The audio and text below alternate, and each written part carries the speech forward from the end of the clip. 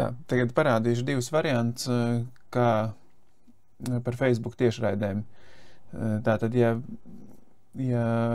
pasākums Facebookā ir izveidots spiežot šeit caur šeien events un create event, tad tur būs tāda situācija, kad taisot tiešraidi, viņš uzreiz neļaus iet tiešraidē. Un kā var pārbaudīt, vai ļaus iet tiešraidē vai neļaus, tad es tagad uzspiedīšu to variantu, kur uztaisīts vienkārši caur eventiem. Tad šeit uzspiežot setup live video, viņš atver tiešraides iestatījumu lapu. Un šeit maliņā, kur ir šīs te 3 tukšie aplīši, vajag būt šim te, kur ir complete post details, vajadzētu būt zaļiem ķeksītim. Ja viņš nav, tas nozīmē, ka mums būs pieslēgts kameras skaņa, bet nevarēs nospiest šeit go live now, viņš būs pelēks. Un, lai šo izlabotu, redziet, mēs šeit uzspiežot uz šīm te sadaļām, viņš parāda, kurā sadaļā, kas attiecās. Viņš te parāda, ka tas uz kameras sadaļu, un šeit uzspiežot, viņš parāda, kad, redz, uz šeien attiecās tas complete post details. Un, lai to salabotu, mēs iespiežam šeit, ieliekam, tā, tiešraides video title, rakstīšu vēlreiz tests 2, un ieliekam aprakstu, testu. Tā. Jā, un spiežam save. Un nekas uz timeline nemainās, neparādās.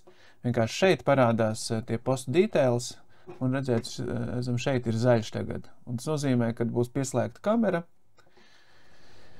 un būs pasākuma laiks, tad būs iespēja šeit spiest go live now, varēs iziet tiešraidē.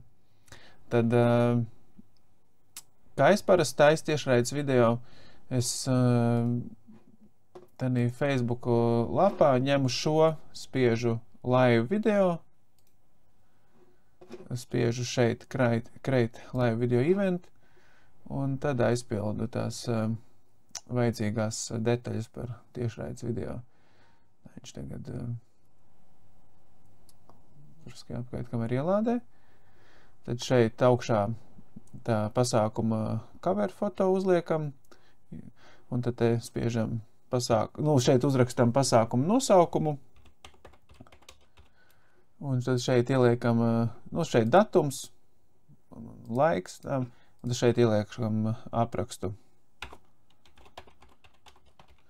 Un spiežam next, un tad šeit create event, un pasākums gatavs. Un kad šādu uztaisam, tad tas post details jau ir aizpildījies. Tad man jau te ir, es pirms tam izveidoju šādu te tests, pārbaudams setup live video, uzspiežot, un te man jau ir aizpildījies complete post details. Un kad iet caur to, kā es tikko rādīju, izveidošanas iespēja, tad viņš automātiski jau šeit aizpild šīs post details. Un, tā kā abos variantos ir iespēja tikt live video, tad vienkārši var izvēlēties, ar kuru ir ērtāk taisīt. Tad, ja tais caur parasto eventu, tad vienkārši ir attiecīgi jāizpild tas post details, kā jau rādīja. Tā, varam šo ņemt vērā, lai būtu mazāk kreņķi ejot tiešraidē.